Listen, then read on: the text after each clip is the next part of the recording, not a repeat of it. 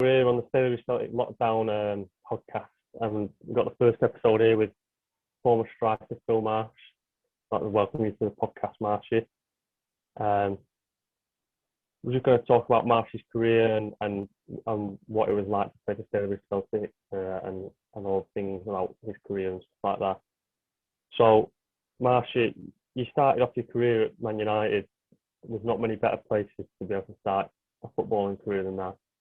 Tell me a bit of what it was like to play with some of the players you did and what it was like to be there full time.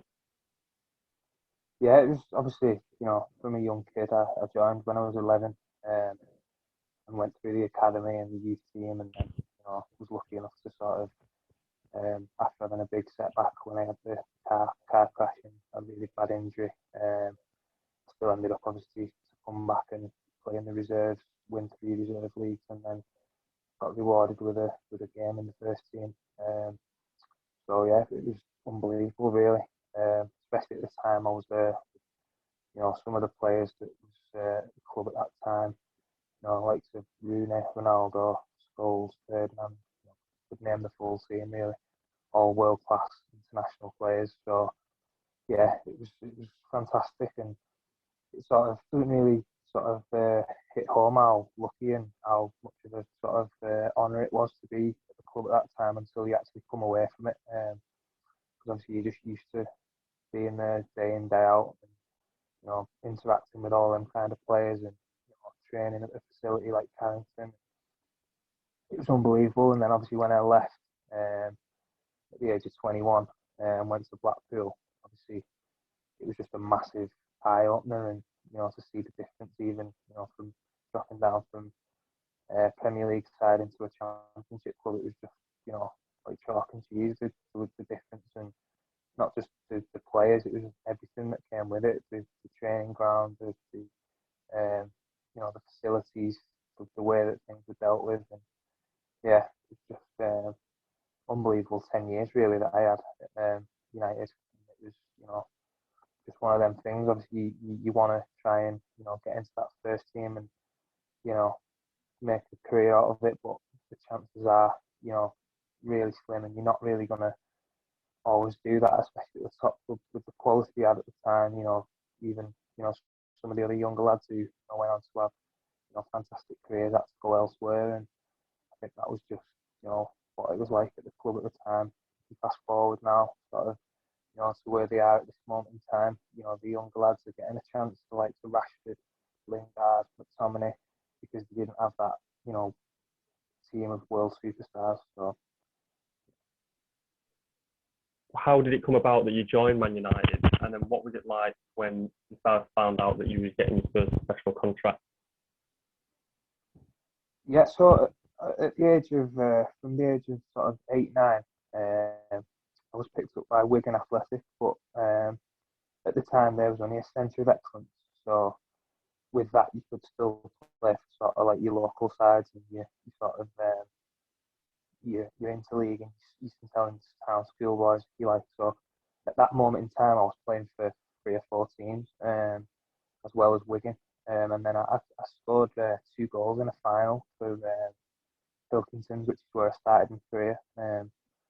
And we beat Whiston Juniors in a final at the St Helens Town ground, and I think the scout was there, Walter Joyce, Warren Joyce's dad, if anyone knows him. And he rang my dad after the game and just said, I've been watching the game today and we think he's really talented and we want him to come down for a 2-week trial. So it was a big decision really at that moment, because Wigan had just offered me a new 2-year deal. But obviously if I wanted to go to Man United, that was sort of off the table. So it was difficult because I did obviously want to go, and you can't really turn down a chance to obviously go to Man United. But I thought in the back of my head, if I don't quite get through that and I'm left with nothing, it could have been a difficult situation for me. But thankfully I took the trial, and he said we'll have a look at you for 2 weeks. And after 2 sessions, he offered me a 2-year contract straight away. So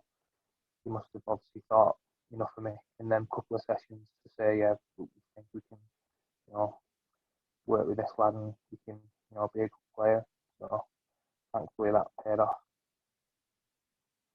I know your Man United career didn't work out quite as how you wanted it to, but it still must have been up there with your greatest achievement when you made your first appearance for United. What was that like playing for them? Yeah, oh, it was unbelievable. As I say, you know, as a kid, you just dream of you know, getting that opportunity to play in the first team at some point, and a lot of lads who, you know, was as good as, or if not better than me, didn't get a chance to. Now that's, you know, one reason or another. But I always believed that, you know, if I worked my hardest, and obviously after that big setback that I had, I really, you know, put the hours in to try and get myself back to a level that I knew I was playing at previously. So for me, it was just a relief mainly that I'd, you know, all my hard work paid off, and that the manager had recognised that I'd been doing really well in the reserves. Um, he was looking like to give me that opportunity, and obviously to play alongside Alan Smith and Ole Gunnar Solskjaer in the first game was unbelievable. And you know, I'll never forget obviously that day, the build up to it. You know, walking in the changing room, seeing your name on the kit on the peg, and obviously getting a team talk off Sir Alex, and just feeling the atmosphere outside as you know you get ready to go out, and it was just amazing. Something you've obviously, you know, geared yourself the whole career to go out and do that, and it was amazing. And obviously to win the game as well was fantastic. Just wish I'd obviously got a bit more opportunity to play, but when you look at the squad and the team they had at that time, the strength and depth, the first team was just ridiculous. So again, lucky to have maybe, you know, got that opportunity to play the game, which, you know, I'm thankful for. But on the other hand, sometimes you think, oh, if it had been a different time or a different period, you might have, you know, got more opportunities, and you know, something else might have happened. But no regret. So you mentioned in there where you mentioned about a setback. Do you talk about what happened? And so you hadn't. I know it was reported you had an accident. What actually happened, and what did you do? Yeah. So basically, we played in the Youth Cup the night before. So we played Man City in the Youth Cup at Old Trafford and won 2-1. The day after, we was just asked to go in to do a cool down. I was only sort of 17 at the time and didn't have a car, and we wasn't really meant to travel in on cars. We used to get picked up on a minibus and took back to our digs. But because obviously this day was slightly different, and we'd only been going in for a cool down, one of the older lads who I stayed with, he drove, and a couple of lads needed to catch up on a bit of school and education stuff that they hadn't done, and I was sort of all up to date, and just sort of said, oh, I'm going to be waiting around here. Obviously, you know, all these lads have got to do this work, so they're, you know, hanging on. And I said, one of the lads is going home, can I get a lift with him? Just sort of to save me sort of hanging around type of thing. And he just sort of agreed it for that day. Obviously, it had been well documented that Jimmy Davis had passed away a couple of months prior to that. Obviously, driving on the motorway in a car on the way from a Watford game. Obviously, he was on top of all that, and he wanted to make sure that he limited the sort of car sharing, and you just drove your own car type of thing, because we knew, you know, something may happen. And then unfortunately that day it did, and I was just travelling back to Sale, which is only, you know, 5-10 minutes away from Carrington, with one of the lads in the car, and one of the other lads had overtaken him on Carrington Lane. I don't know if you know anything about Carrington, but it's quite a long road, quite a wide road, and he overtook him in his sports car, and he was just sort of like speeding up, slowing down, just messing about as you do when you're a kid and you're on loads of money and you've got, you know, flash cars. But as you go around Carrington, the sort of road was a little bit snaky as you go past City's old training ground, and he just sort of tried to go around the corner, you know, at considerable speed, and the back end of the car just lifted up, and I just remember the car spinning out. that was the last thing I remember. I just blacked out.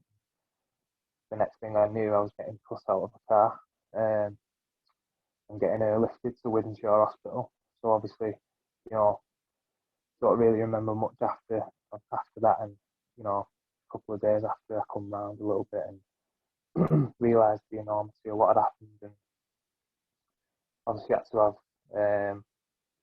you know, a couple of operations, and you know, I had a few really bad injuries, but thankfully, because of the treatments obviously at the club and obviously the way he was with me, I managed to, you know, work my way back and get back playing sort of 12 months later. Obviously wasn't ideal, but you know, it could have been a lot worse. So if you have a look on the internet and search it up, if you see the car, you'd be shocked and surprised that, you know, I actually even came out alive. It was that bad. So again, unlucky in the respect, you know, that I was out for a year and a big setback. But same token, I was obviously lucky to still be alive. So it comes to the end of United career. How I always speak to people about when they're at professional clubs. How do they do it? How do they say, listen, we're not going to give you a new contract or whatever? Do they come in and sit you down and make it easy for you to transition from leaving Man United and going somewhere else? Yeah, I mean, mine was a little bit of a weird one, to be honest. The club actually wanted me to stay, but I think I was getting to the point where I'd actually been in the reserve team for 3 years. I had a so it was the sit down chat I had with Sir Alex really that swayed it for me. He sort of just said to me that, you know, we do want to keep you, and you know, you've been in the reserve team now for the best part of 3 years. You've won 3 reserve leagues. You know, you're finding that quite comfortable, and you think now that, you know, you're ready to test yourself and, you know, get your career properly up and running. He just obviously told me that, you know, the first team opportunities were going to be limited at that time, which was understandable with the quality they had inside, and obviously the strength in depth, even with the likes of other lads who were at my age who were trying to get in that first team, like Giuseppe Rossi, Fraser Campbell, Sylvain Ebanks-Blake, to name a few.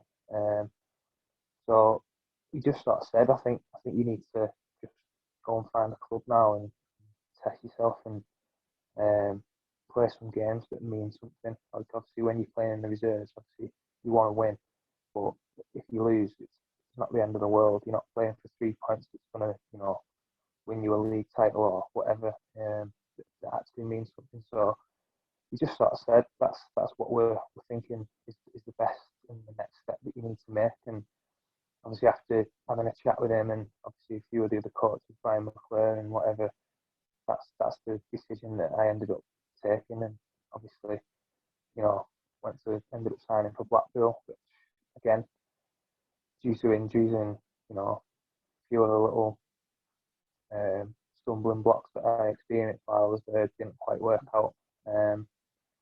But that was the best option I think I had at the time. Just obviously didn't work out as well as I wanted it to. So you said you went on to Blackpool and it didn't work out there, and then that's when you took the step into non-league. You mentioned Northwich, Hyde, and then Leeds Genesis. I know it was a difference from going from Man United to Blackpool, but what was the plunge going from the Championship with Blackpool to then taking your first steps into non-league? Yeah, well, to be honest, I went to Derry in between that. We were in League Two, and I remember Chris Wilder and Alan Mill were in charge at the time. And when I went in pre-season, he said, obviously we're going to have a look at you. We've got 6 games in pre-season. You're going to play all 6 games, and we'll see how you do. And I played all 6 games, and we played Leeds United, Huddersfield, Stockport County. These were all obviously, you know, League One, Championship, whatever at the time. We played Radcliffe Borough, a couple of others, and I scored 5 goals in the 6 games. So as sort of trials go, in the back of your head, you're thinking, I can't really do much more than that. I've scored 5 and 6, and my performances were decent. And then it just came to the sort of there was quite a few lads. I remember there was a few lads who were sort of on trial or trying to get a contract type thing at that moment in time, and he just came back to me and was like, because at the time as well, because I'd done so well at Bury, I had a few other clubs that were sniffing, and I didn't want to sort of like burn my bridges with Bury because I'd done so well. I was half thinking, I can't not get a contract after doing that. Bradford City were interested, and Stuart McCall at the time had rung the agent a few times, and I just said to him, I said, I know it's a big club and it's a great opportunity, but I scored 5 and 6. I can't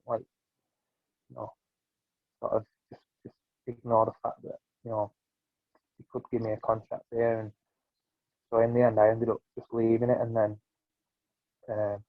he pulled me in the office and basically just said that, listen, the chairman said that we're already over budget, and there's 2 lads we need to sign in more sort of areas that we feel need more strengthening. So they ended up signing a defender and a field player, and I sort of just got told that there was nothing there for me because there was no money. But it was hard for me to take, obviously, with the disappointments after leaving United and going to Blackpool and breaking my metatarsal and being out for 6 months, and then obviously go there and feel like I'm going to try and prove myself and kick on and get a chance at League Two and just try and sort of reignite my career, and then obviously get told there's nothing there for me. So at that moment in time, I'd sort of just my head had gone and sort of fell out of love with football, if you like, for that moment in time, because I just thought, how many setbacks can I have, how many things can go wrong, and it just seemed like there was it was never going to happen for me type of thing. And I just took a bit of a break then. I think I took about 2 or 3 months out of the game, and then just got a phone call at random off one of my mates who was at Northwich. A few of the United lads who have played with at Northwich, Aaron Burns and Jamie Mullen. They just sort of said, why don't you come down here and just get yourself back playing and enjoy it and that kind of thing. So that's obviously why, and I sort of ended up at Northwich, and then the sort of non-league journey begun then, if you like. You mentioned about sort of losing your head and falling out with football. Before we move on to the rest of your non-league career, a big thing in football now is mental health, and there'd be so much care and stuff for people that sort of get released or struggling now in football compared to back then when you were struggling with coming to terms of not making it a Bury and stuff like that. Was there anything at all that was ever offered to you or something like that? No, there was nothing. I think that's obviously a big factor in the way people do struggle with mental health, and obviously it's more prominent now and people do speak about it a lot more. But obviously back then you was just sort of like left to your own devices, and I struggled with that a little bit, because obviously it was like a domino effect for me. Obviously from leaving United, being on top of the world, playing with like Ronaldo, Rooney, and training every day, getting all the best food, going abroad, just sort of living the ideal lifestyle. So then obviously having setback after setback after setback after disappointment after disappointment, and it just seemed as though you've gone from the very top to sort of rock bottom in the space of like 2 years. And I think it's obviously that is the harsh reality of football. Sort of you can be at the top of in 1 minute, and then in the next breath you're sort of struggling to even get a club. But luckily, obviously, I had a good family around me, and I had some good friends that sort of helped me through that sticky period. And obviously, eventually, once I got back playing and enjoying my football, and I think that was the main thing, really, just getting back playing regular football.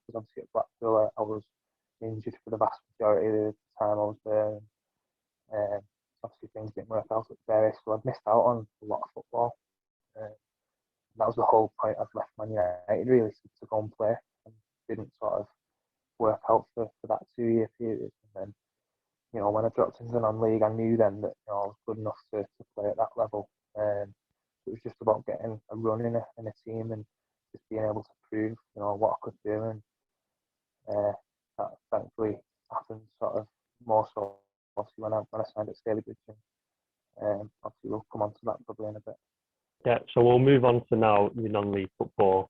And before we get to Stalybridge, Stalybridge fans probably first got their first taste of Phil Marsh when you played for FC United, and we met in the FA Cup.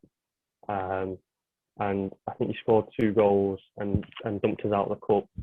What was it like to go from playing for United to then go into this United revolution sort of, and it was such a big following as well.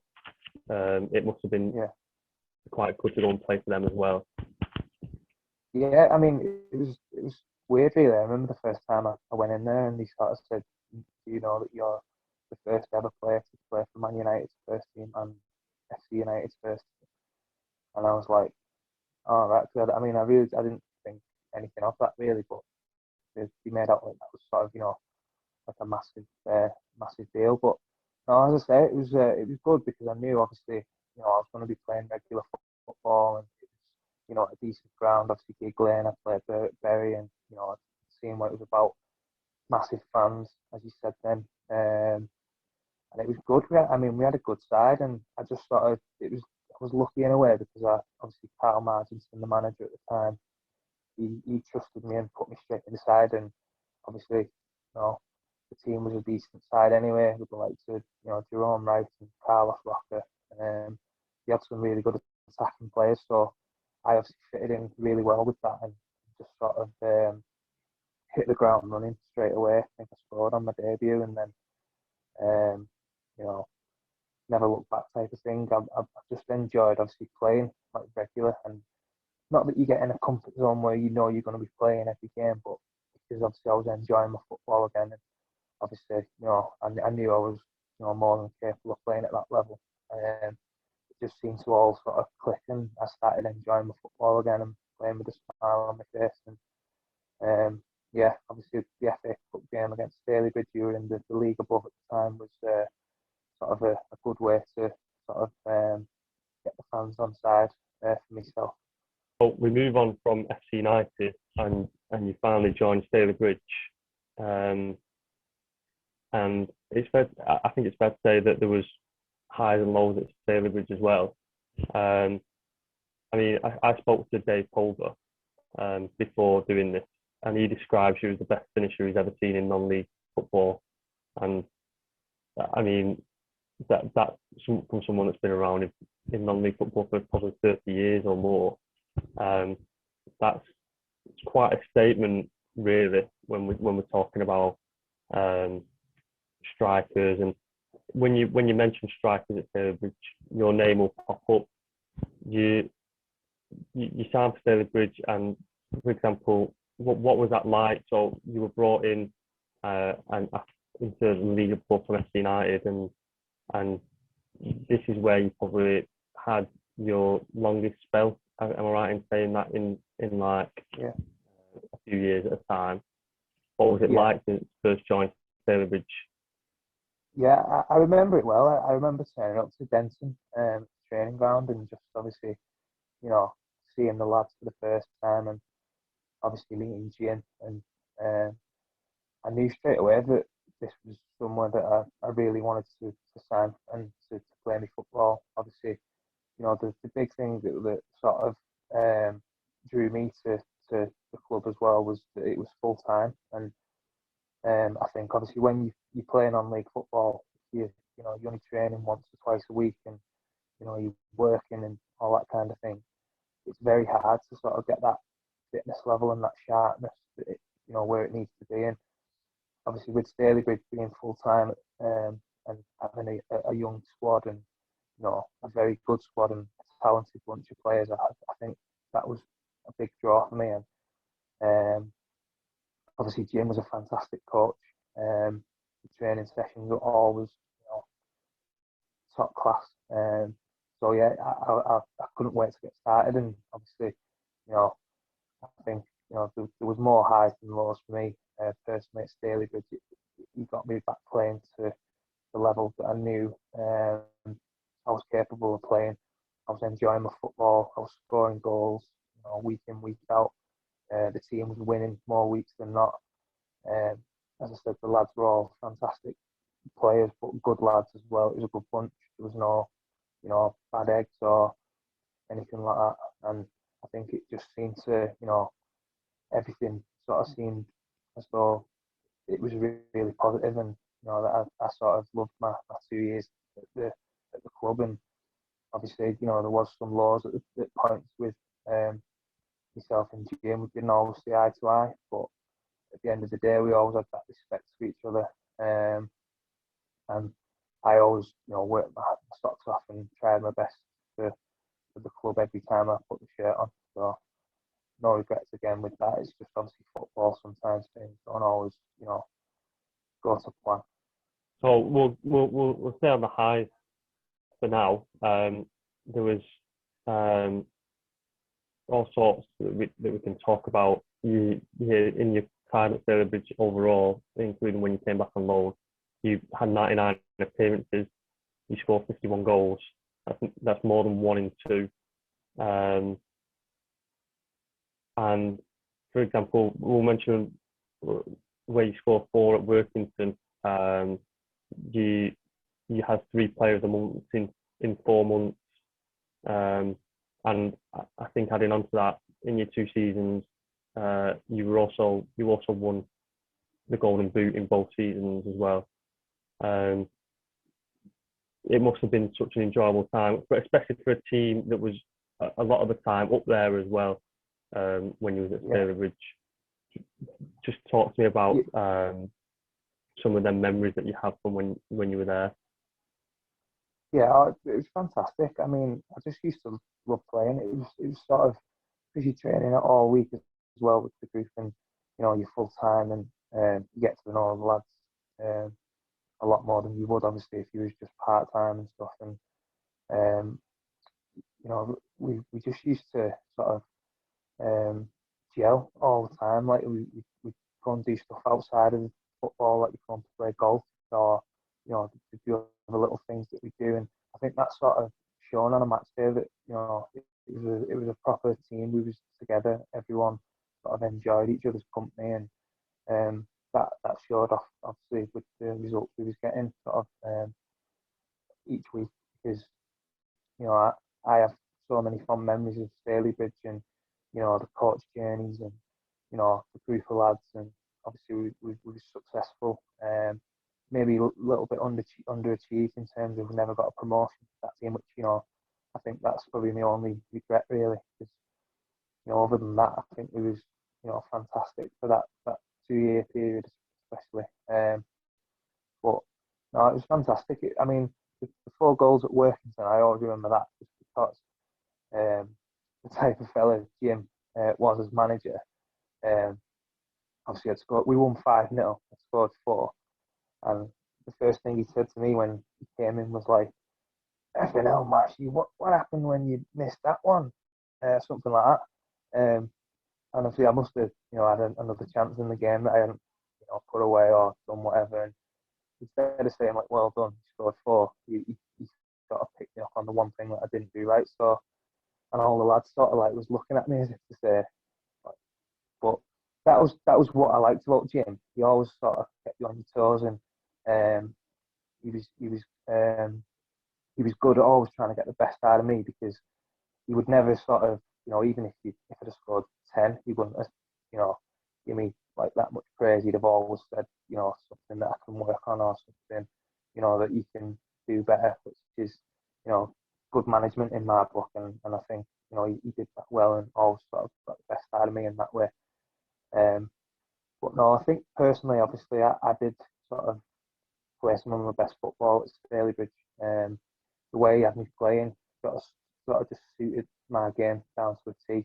Like myself and Connor Jennings up front sort of had understanding. And obviously Connor's a fantastic player. He's still doing it today, and we just sort of struck up that partnership and relationship where we both sort of knew each other's games and our strengths, and it sort of it was just natural. We didn't even sort of work on that much in training. We just sort of knew each other's game inside out, and we scored hatfuls of goals every season that we played together. So really enjoyable.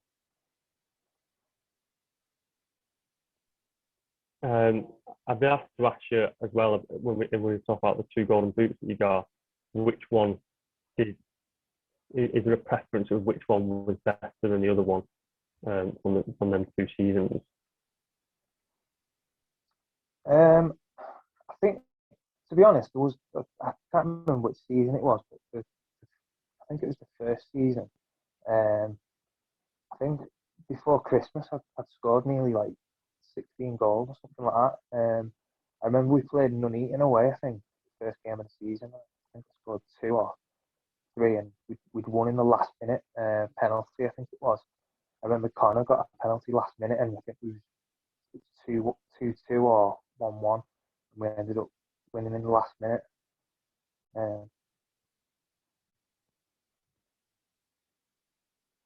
Sorry. We got a penalty late on in the game, and I ended up sticking it away, and we won. And obviously after that, it was obviously a tough place to go, especially the first game of the season. And then I just sort of went on a little bit of a purple patch, and I think before like the first 8 games, I'd scored nearly like double figures, and just seeing everything I seemed to touch, sort of thing, was just going in. And obviously, you get them times as a striker, so you want to try and make the most of them. So obviously, you go through other dry patches, but no, I wouldn't say any was better than the other, because the full 2 seasons I was there really was, on the whole, more enjoyable than not. So.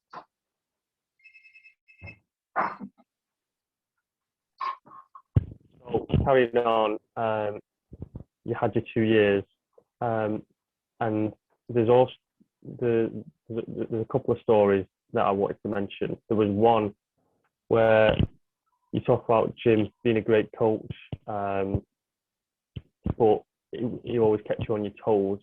There was a game at Stockport County where I think it might have been an FA Cup game where you were subbed on, and then I think you were subbed off for Mitch Austin.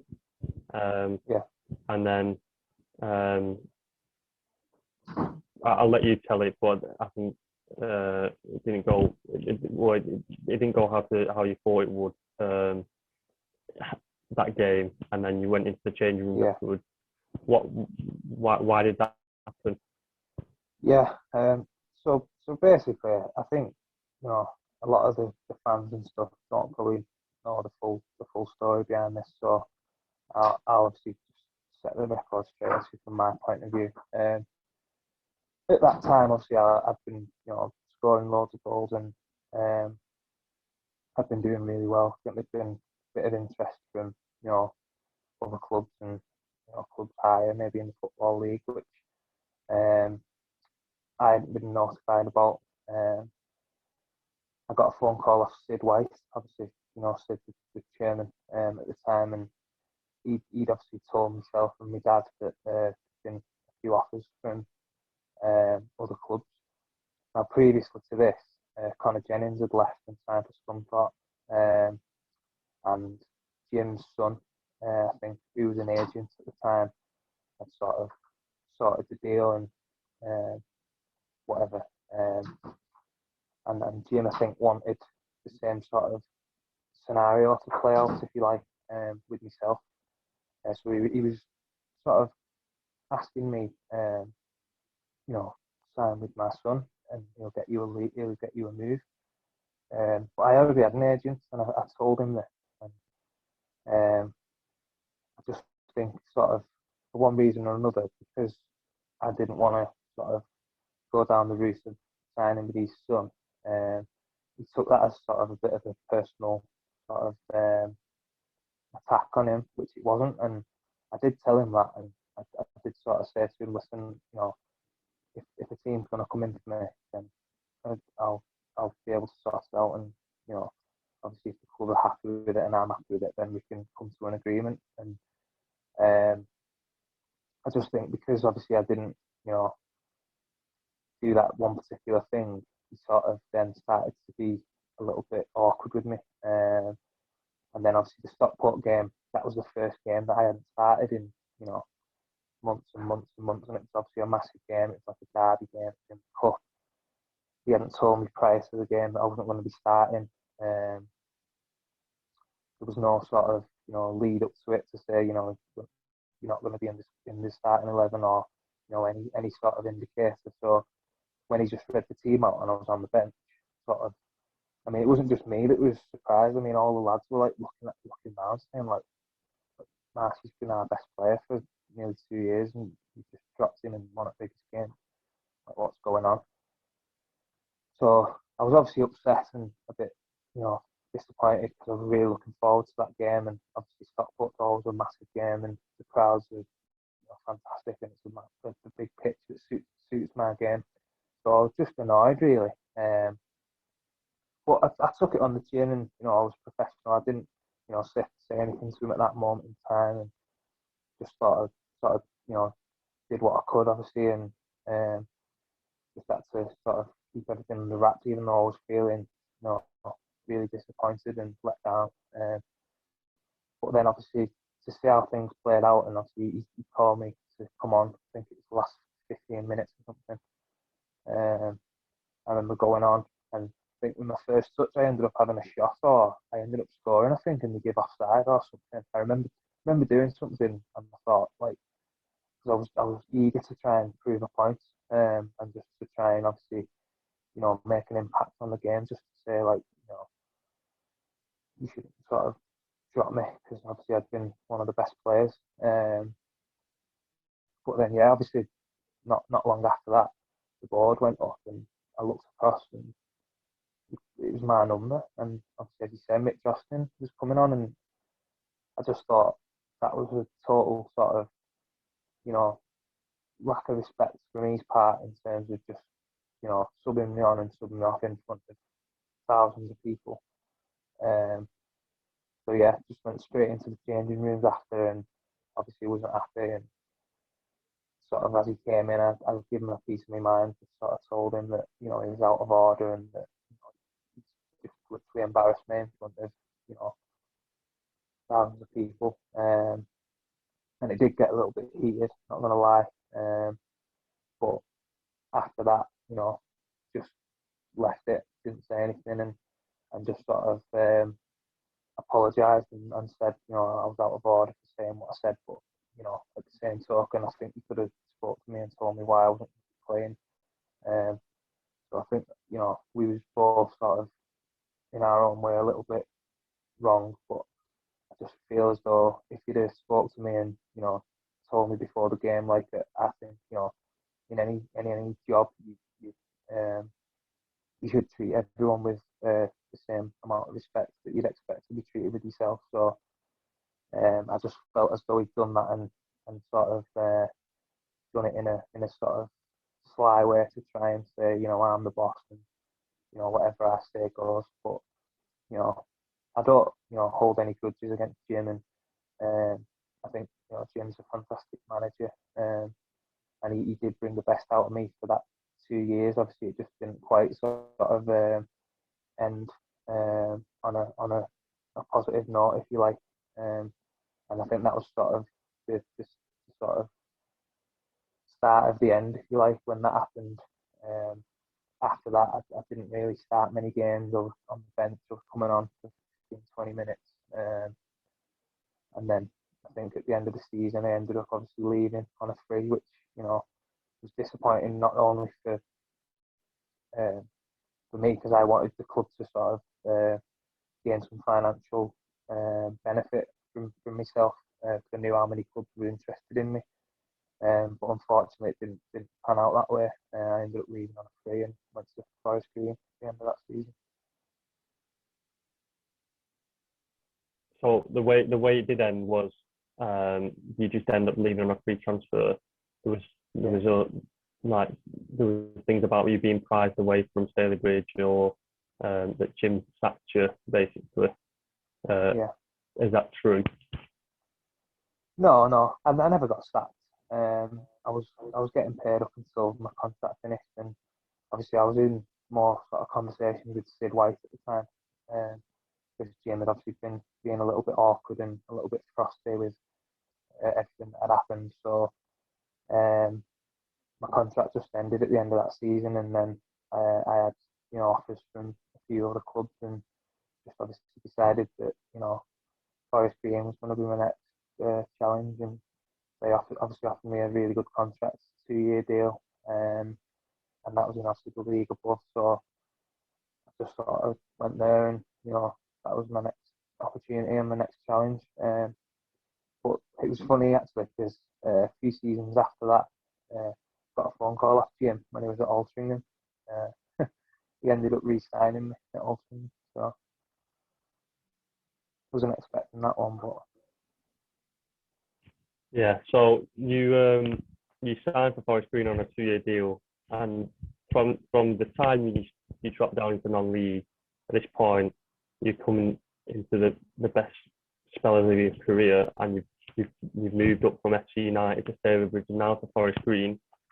But when you look back at the time at Forest Green, how come that didn't work out? I think there was articles about manager changes and stuff like that while you was in your spells at Forest Green and going out on loan and stuff like that. Yeah, I think obviously, in hindsight now, looking back on the time at Forest Green, at that moment in time, you obviously never know what's going to happen. But the contract they offered me, there was no one anywhere near what they offered me financially, and obviously, at that level. So it was a good opportunity for me to go and play. But obviously, what I didn't realise at the time was the club had signed.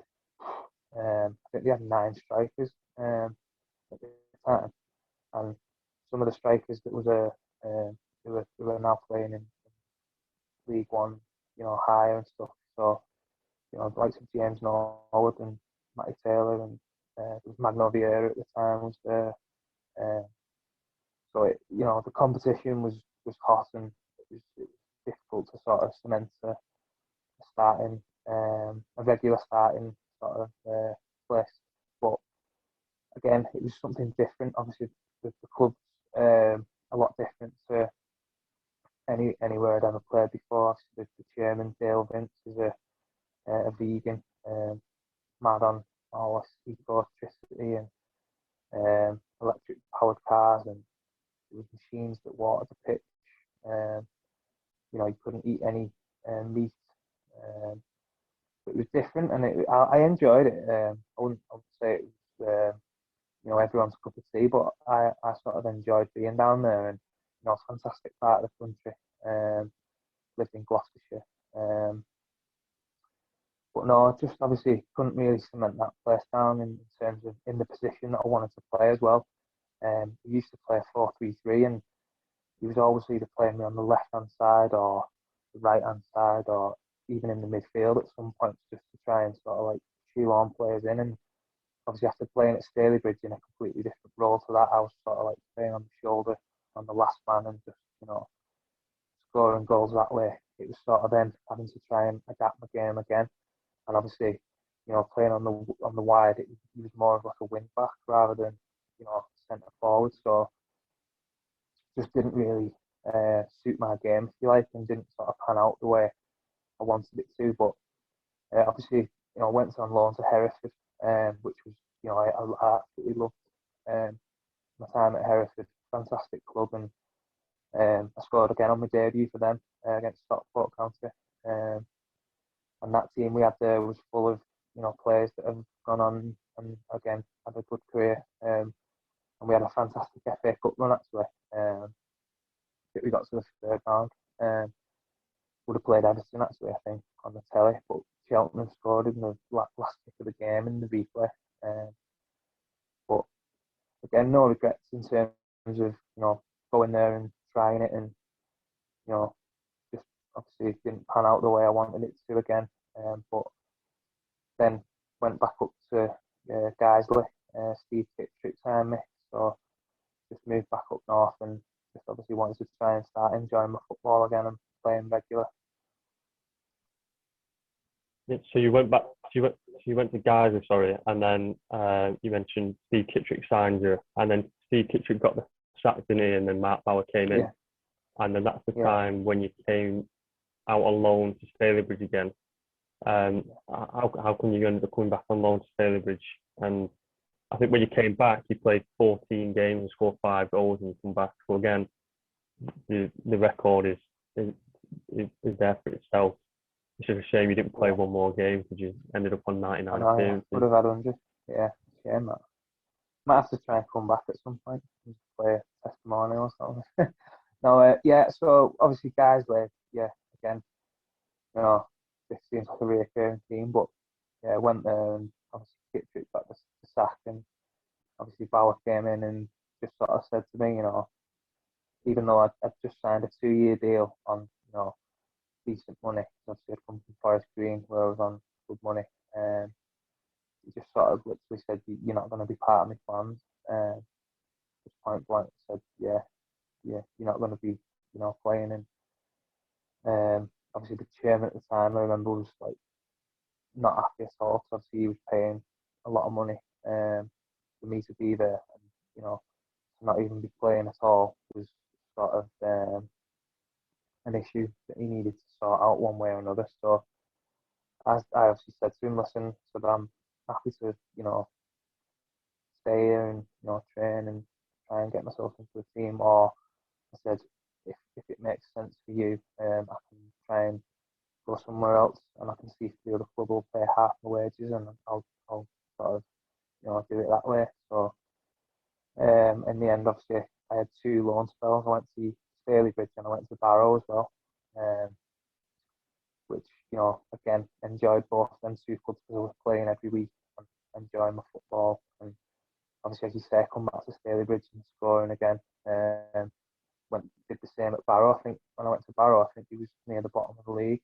I think he was 5th bottom and was really struggling. And then when I signed, and I think another lad there signed at the time as well,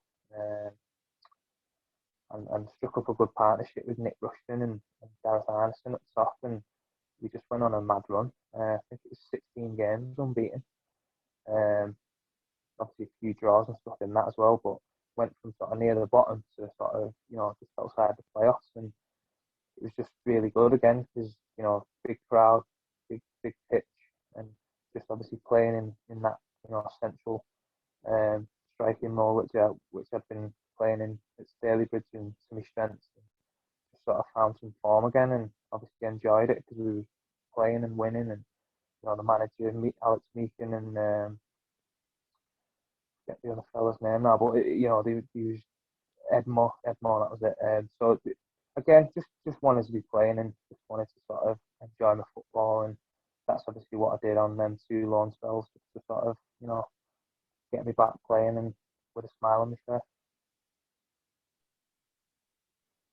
So moving on from then guys being your loan spells, you had a few spells at all sorts of different clubs. You went into the Welsh League and played for teams like Bala, and then you mentioned before that Jim Harvey signed you back at Ulster. And that was a complete surprise to you. Yeah, it was. Yeah, I mean, I knew he was struggling, because I still had a few contacts with like Greg Wilkinson and Andy McWilliams, who were at Alstingham at the time, and a lot of lads who I knew obviously previously, like John Densmore and Beasley and Cy Richmond and all that. They were all there, and I just got a phone call one day. It was Greg actually, or Andy. It was Greg or Andy who texted me just saying like, "Where you playing? What you doing? What's happening?" Like type of thing. And I just sort of had a conversation with them, and then the next thing I knew, I was getting a phone call off Jim Harvey, and he was sort of saying, "Listen, I'm really struggling. At Altrincham, we're in the sort of bottom 4. I need someone to just come and sort of score some goals and try and get us out of trouble. What do you think? So it was a bit of a surprise. Like I was a bit took back at the start, because obviously, things hadn't worked out at Stalybridge towards the end, and we'd sort of not seen eye to eye and everything. But I just thought, he's been big enough to, bring me in, try and give me an opportunity to come in. And obviously, when I did come in, I signed, and he spoke to me straight away, and it was as if, the thing at Stalybridge had never happened. So that was obviously a good initial thing, because we got that sort of initial awkwardness that might have happened straight out of the way. And yeah, just came in and obviously wanted to try and help him out and do what I could to try and help Altrincham get out of the mess he was in at that time. But again, for one reason or another, didn't quite pan out. Didn't quite sort of find my feet and hit the ground running like you want to do when you sign for a new club. But no regrets again. It was just one of them things. I think obviously, clubs always go through them awkward moments and periods where they struggle for whatever reason. Because if you looked at the team that we had, it was amazing really how he was, in the position he was. Because some of the lads they had there was, top players, and have obviously gone on to bigger and better things again. But yeah, that's football. Sometimes things just doesn't go the way you expect it to. And then we come to sort of where we are today. After Altrincham, you moved on, and then you mentioned the likes of Real. You went back into Wales. There was a story about you being released by Pep and going back to Man United. Yeah. And then we come to Pilkington, where you are today. So tell us a bit about that, because obviously you said you started your career at Pilkington, and then you're there now. You've been a player, and you've been a player manager sort of, and then now you're a player coach. You're a qualified coach as well now, aren't you? So tell me what it's like at Pilkington now for you at the moment. Yes, so obviously I started my journey at Pilkington. That was obviously my local team growing up, and it's on my doorstep. But obviously at this moment in time now, the people that run the club are friends of mine anyway, who I've known for a considerable amount of time. And obviously, the ambition they've got is they want to obviously, get Pilkington as high as they can. Chairman has spent a lot of money on not only the squad but the facilities. Ruskin Drive now, they've got a brand new 4G. He's just spent, X amount of millions on a new state-of-the-art gym. So the sort of long-term plans are, really exciting, and something that obviously I want to be a part of. I think I've probably still got another couple of years left playing in me yet. So that's my main priority at this moment in time. I want to still try and obviously play, but as you just touched on there, I have done my coaching badges, and obviously I have been, I sort of stepped in last year, the year before, when there was an issue with the other manager who got suspended, so I was sort of player manager for that period, and I do a lot of the coaching sessions as well. So that's just sort of my next sort of just giving me that little bit of a taste of sort of managing and coaching for when I finish, because obviously that would be my next step. I think obviously once I finish playing, that would be something I'd be, getting involved in, and looking to, get myself back on the football scene in that way. So yeah, I think things obviously at Pilkington's are looking promising, and with the investment that we've had on the facilities and the side, Jimmy, the chairman's looking for obviously promotion. Would have been this year, but I think the league, obviously due to COVID, is going to get postponed again. So obviously if we start again next season, the aim will obviously to get promoted, and then keep building on that, and obviously just see where it takes them. But obviously with the ambition that he's got, and obviously he wants me to be a part of that, and that I've got as well. That's something that I'm looking forward to in the future. That's pretty much everything about your career. We've just got a few more questions that we'd like to speak to you about. So you mentioned about at the end of your playing career, you want to get back onto the football scene. Would it be as a coach, or would you prefer stepping into management? I think sort of first off, I'd probably want to do the coaching side of things just to give myself a little bit more experience, and then maybe at some point maybe take on an assistant role, or just sort of give myself a little bit of time to sort of see how everything goes, and obviously eventually, yeah, I would love to get into management, but I just feel I don't want to jump into it too early, and just end up sort of taking a job too early and not really having that sort of experience and the background of the knowledge what you need. I'm not naive enough to think that I could, just because I've played football all my life and that I've been at all these clubs, that I'm good enough to just step into a managerial job as soon as I've finished and things start happening. I want to do it the right way. I want to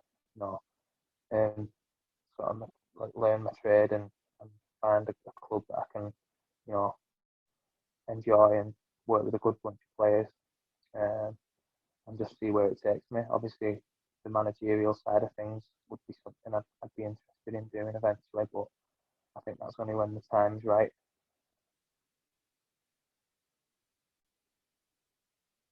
And then, so do like more like light-hearted questions, touching on Stalybridge and time there. Just ask you a few questions about sort of your teammates and stuff while you're there. Mentioned Connor Jennings before. Connor's gone on to have a very good career, scoring in playoff finals and playing in the league, and now he's at Stockport again. So would you say he's the best player you played with at Stalybridge, or is there anybody else? It's a tough question, that, because obviously I could go through the full team that we had at Stalybridge, and every single player was probably in the top 2 or 3 in that position in the league at that moment in time for me. A lot of lads that used to do a lot of the running and the tackling, like Jack Ray. Obviously, was Greg Wilkinson, fantastic player. But yeah, Connor, obviously, on a personal level with me, we struck off that partnership, and we had that understanding, and we just seemed to know each other's game inside out. Obviously, he's gone on to do it at Tranmere, and he's obviously back at Stockport now and still doing really well. So yeah, I mean, Connor obviously probably done the best out of the bunch, but there was other lads as well who at that time were top quality players, and deserve a mention. But I could name the full team, to be honest. But yeah, if I had to pick one, I'd say Connor, just because obviously he was my strike partner and strikers union and all that. Who was the funniest player you played with while you was at Stalybridge?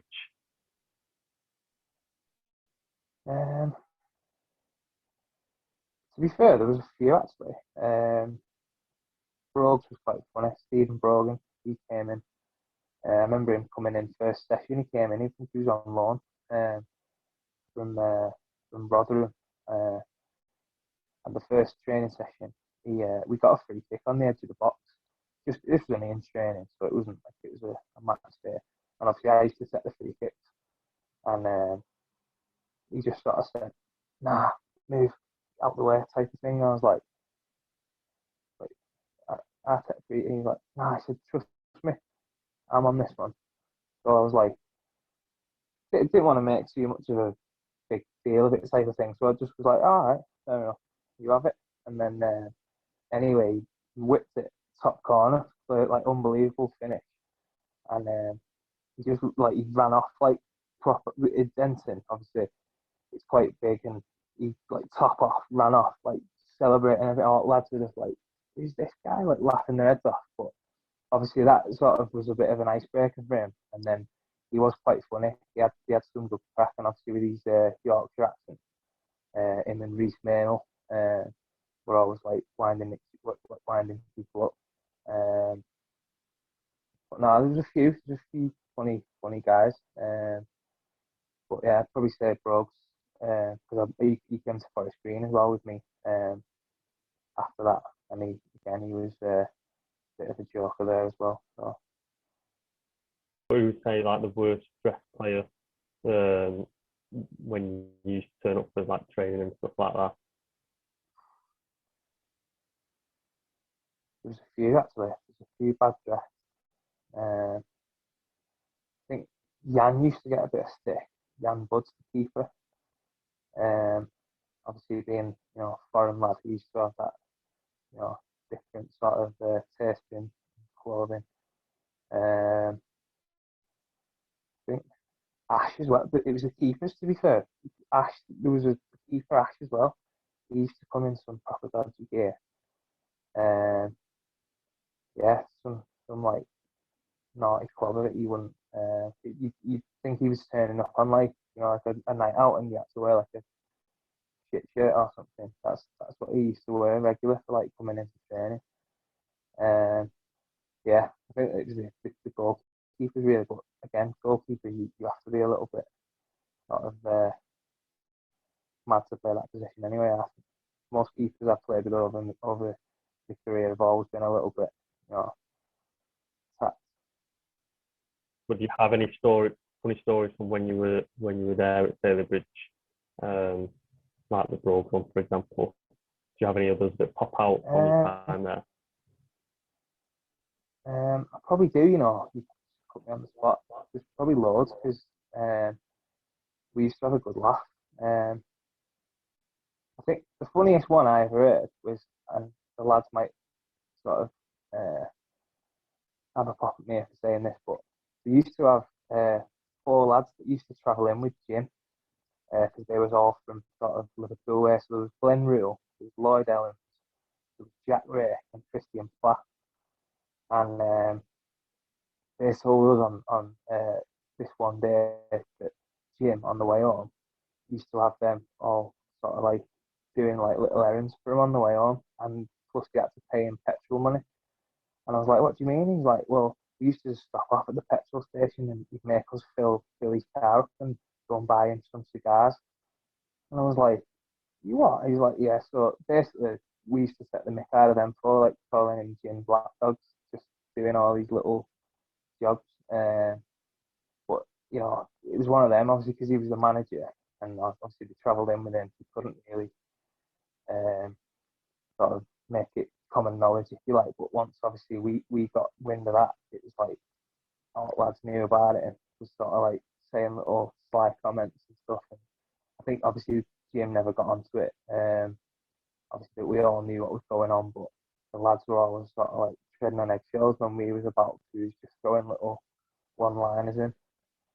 But no, funny times. If you had to pick a 5-a-side team from any player you played with at Stalybridge, what 5-a-side team would you pick? You can put yourself in there, and you don't have to have a goalkeeper. Right. Probably have to say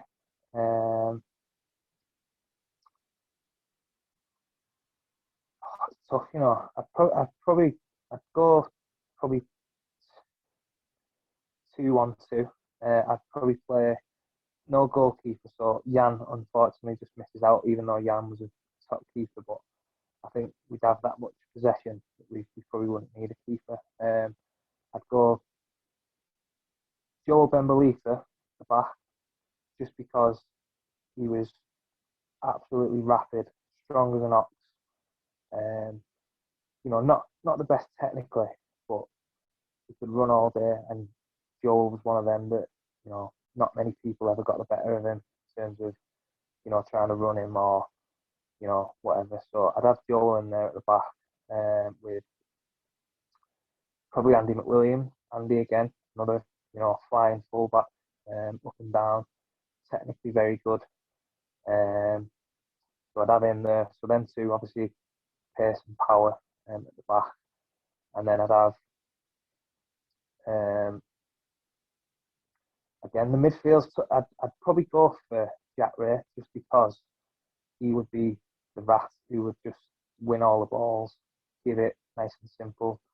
Jack was sort of one of them players that went sort of under the radar a little bit for me. It's Stalybridge especially. He sort of was the catalyst to a lot of our goals by winning the ball back high, or breaking the play up and just playing a nice simple pass into the likes of Greg Wilkinson or myself or Connor and starting off attacks. So yeah, Jack would be in it, and then I think we'd just go for all out goals up front with myself and Connor. And just obviously, you score three, we'll score four type of mentality. But yeah, that'd be my team. There's a few obviously other lads who I could maybe name. Like actually, Greg Wilkinson probably a little bit unlucky not to be in there. He was a top player.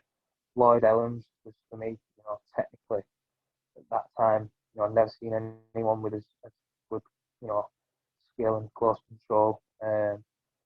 Hobbo as well, another lad who I'm really good mates with, and physically and a different kind of striker to myself and Connor, but really strong, good with his back to goal, can score a goal as well. And yeah, but again, could have named the full team really. Loads of players in that team that made my job a lot easier. Reece Maynell was another one. Them balls he used to play from the back over the top. Dropping them on a sixpence for me. So yeah, could name the full squad really, but I'd just go for them five because I'm more of an attacking minded player. And final one. So it's a bit of a strange link, but obviously Luke Sefton signed for Stalybridge just before lockdown, and the link was that you played for Pilkington and for Stalybridge. There's not many players that have done that, and you've had time with Luke. Tell us a bit of what Luke's like, and I've seen him in training and stuff like that, and friendlies. But tell us what you think of Luke and what we can expect to see from him.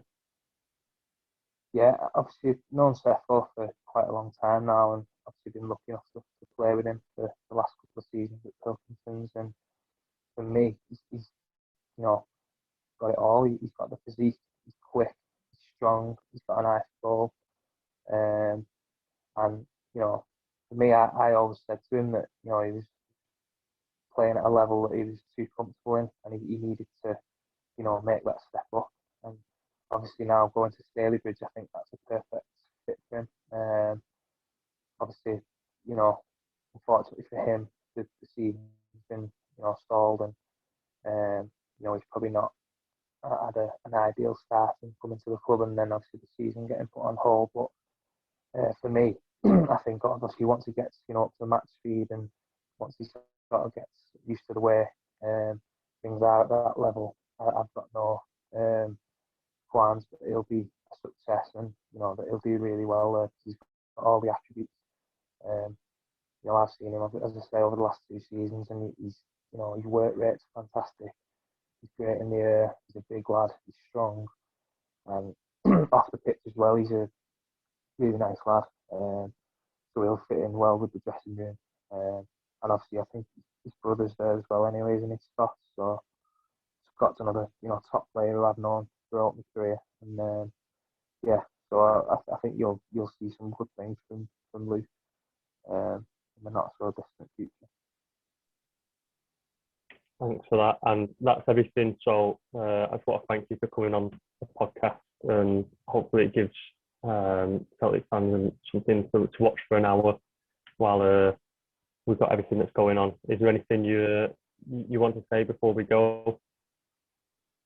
No, just thanks for having me on. Obviously, it was great to sort of have a chat about Stalybridge, especially, which I thought was in the career probably excluding the time at United, was probably the peak and the highlight of my career in terms of enjoying, my goals, the games, return, and just playing, regular football. So thanks to all the fans really who was there at that time and probably still there now, and they obviously made my time there memorable, and just hope that they enjoyed my performances as much as I enjoyed being there.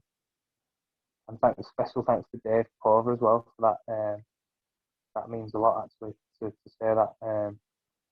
Dave's obviously been there for absolutely years and years, and he's obviously seen loads and loads of players. So for him to say that is a